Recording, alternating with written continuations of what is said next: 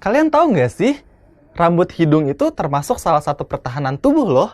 Selain rambut hidung, tubuh kita punya pertahanan apa lagi ya?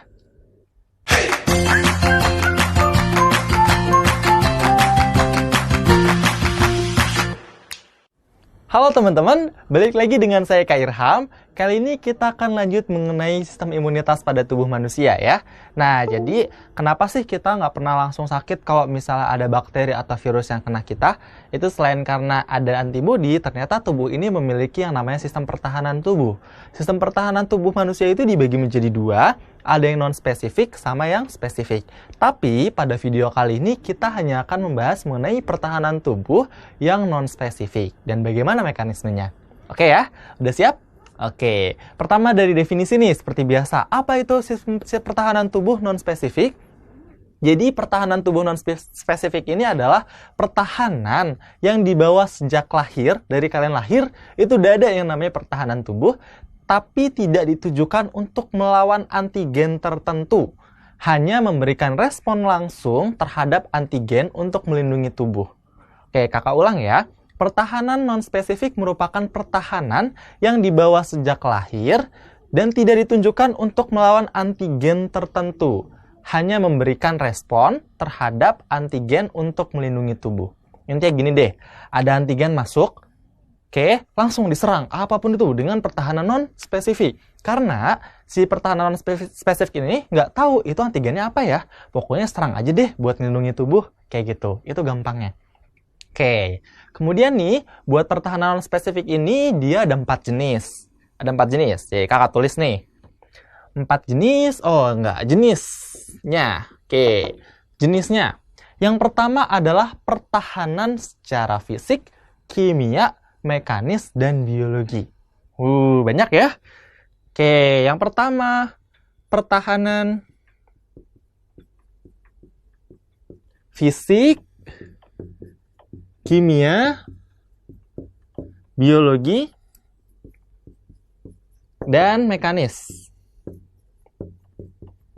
Oke, tuh, baru yang pertama aja udah banyak ya kedengarannya. Fisik, kimia, biologi, mekanis. Nggak heran tubuh kita ini kuat banget. Iya, karena yang pertamanya udah banyak nih. Oke, pertahanan fisik ini, fisik. Oke, contohnya itu ada yang namanya kulit. Oke, kulit ya. Kulit kita itu adalah pertahanan tubuh yang non-spesifik. Iya, karena kita nggak bisa nyaring di kulit kita. Oh, kulit cuma buat ngelawan bakteri salmonella misalnya. Kemudian bakteri lain enggak. Si kulit ini, dia akan mempertahankan tubuh dari apapun. Yang pertama kali ini adalah barrier pelindung pertama buat kita. Contohnya itu kulit. Oke, kulit ya. Kemudian, kalau misalnya yang mekanis ini mulai dari rambut dan silia. Oke, rambut dan silia. Rambut dan silia. Oke ya. Buat mekanis ini dia rambut dan silia. Bisa rambut hidung, silia, rambut di hidung atau rambut di kulit. Itu juga pertahanan tubuh. Kalau silia itu ada di alat pernafasan kita, di batang pernafasan kita. Oke, ternyata di batang pernafasan kita ada silia juga. Jadi kalau misalnya ada benda asing yang masuk, masih bisa ditahan oleh silia. Oke ya. Kemudian, kalau yang kimia ini contohnya ada yang namanya mukosa. Oke, ada yang namanya mukosa.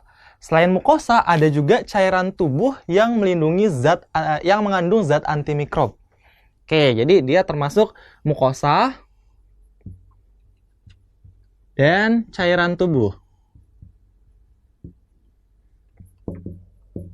yang di dalamnya ada zat antimikrob. Oke, jadi mukosa dan cairan tubuh yang mengandung zat antimikrob. Keduanya ini merupakan pertahanan secara kimia yang pertama kali. Oke, mukosa itu biasanya contohnya ada di mulut. Ya, itu jadi kalau misalkan nggak sengaja lagi mangap, terus ada benda asing masuk kecil banget, nah itu bakal dilindungi oleh mukosa. Nggak langsung masuk ke dalam. Oke ya. Kemudian ada pertahanan biologis juga. Biologis ini menggunakan mikroba. Jadi mikroba baik atau mikroba yang nggak terlalu jahat atau mikroba yang nggak jahat itu sebenarnya ada di seluruh tubuh kita. Mulai di kulit ada, bahkan di dalam tubuh nih, kayak misalnya di usus besar. Nah, di sana ada mikroba di usus besar yang itu fungsinya untuk membantu pertahanan tubuh juga. Oke, di kulit ada, di dalam tubuh juga ada. Oke ya, ini adalah perlindungan non-spesifik yang pertama. Oke, kemudian yang kedua ada yang namanya fagositosis. Oke, wah nggak muat sini deh. Oke, yang kedua ada yang namanya fagositosis. Oke, fagositosis ini bisa dibilang seperti makan. Oke, dia memakan benda apapun yang asing dan tidak dikenali. Oke, ada dua tahapan, yaitu penelanan dan pencernaan. Berarti kan yang dimakan, ditelan, terus dicerna. Oke, ingat aja, kalau fagositosis itu berarti makan. Oke, zat asingnya dimakan. Siapa yang makan? Ini dilakukan oleh leukosit. Oke, sel darah putih. Tapi nggak semua sel darah putih, cuma neutrofil dan makrofag aja. Ingat, neutrofil dan makrofag. Nih, Kak tulis. Oleh neutrofil dan makrofag. Nah, kalian udah belajar kan mengenai jenis-jenis leukosit tentang darah? Nah, kalau di sini kalian bakal belajar neutrofil dan makrofag. Oke ya. Nah, ada beberapa jenis makrofag, ada yang namanya histiosit. Histiosit ini adalah makrofag di jaringan ikat.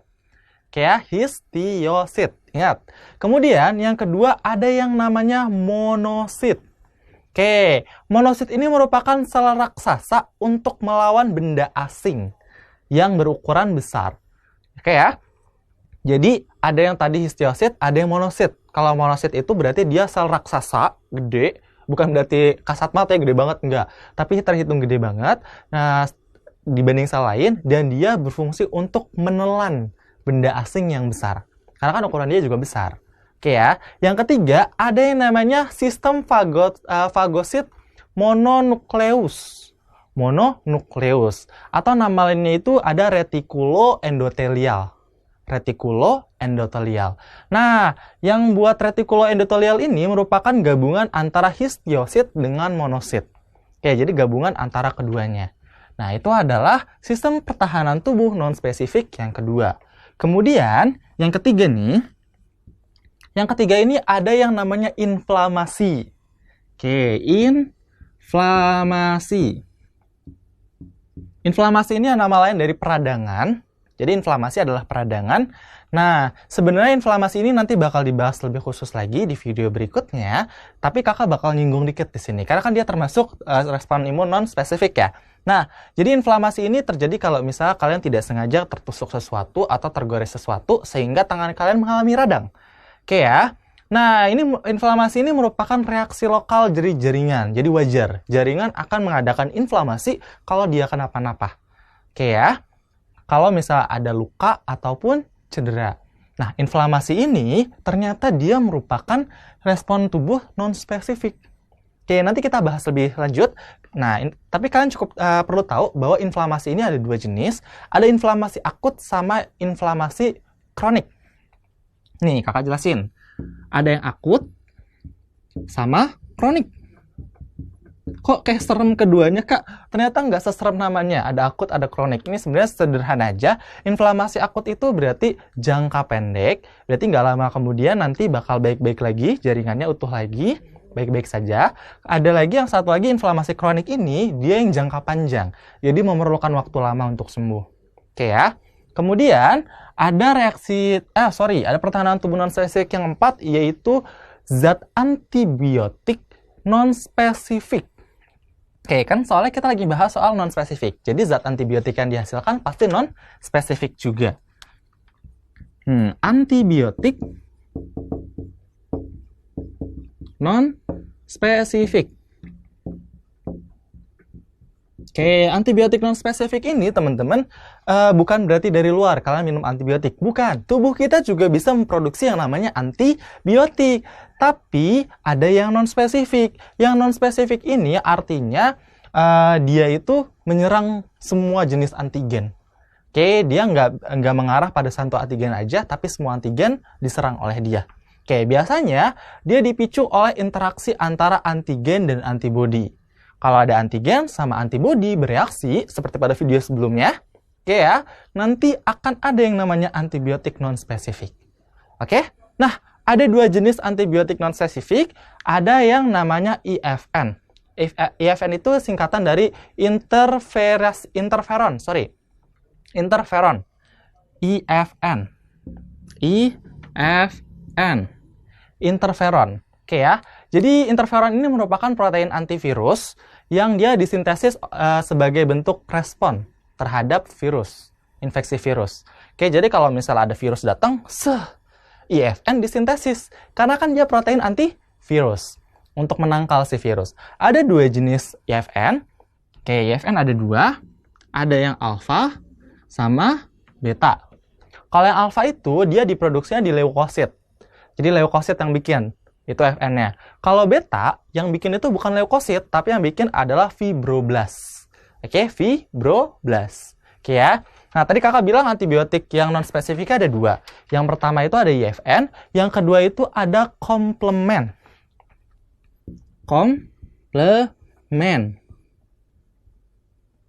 Oke, komplement. Komplement ini merupakan protein yang dia tidak aktif, protein plasma yang nggak aktif.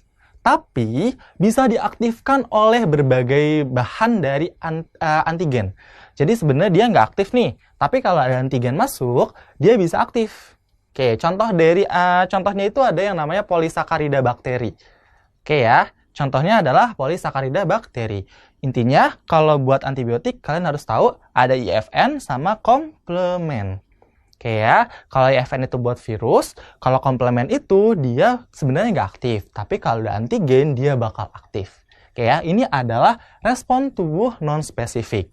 Masih ingat kan? Kakak ulang ya. Ada pertahanan fisik, kimia, biologi, dan mekanik. Kemudian ada fagositosis, ada inflamasi, dan ada antibiotik non-spesifik. Gimana? Mudah kan?